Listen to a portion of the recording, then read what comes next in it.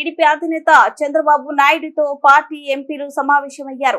అందుబాటులో ఉన్న పలువురు ఎంపీలు ఉండవల్లిలో జరిగిన పార్లమెంటరీ పార్టీ సమావేశానికి ప్రత్యక్షంగా హాజరయ్యారు. ఇతర ఎంపీలు జూమ్ కాల్ ద్వారా టీడీపీలో పాల్గొన్నారు. ఎంపీలు అందరికీ చంద్రబాబు నాయుడు ముందుగా శుభాకాంక్షలు తెలిపారు. రేపటి ఎన్డీఏ భాగస్వామ్య పక్షాల సమావేశానికి కూటమిలో భాగమైన టీడీపీ ఎంపీలు అంతా హాజరవ్వనున్నారు. నియోజకవర్గాల్లో ఉన్న ఎంపీలు నేటి రాత్రికి ఢిల్లీ చేరుకోనున్నారు.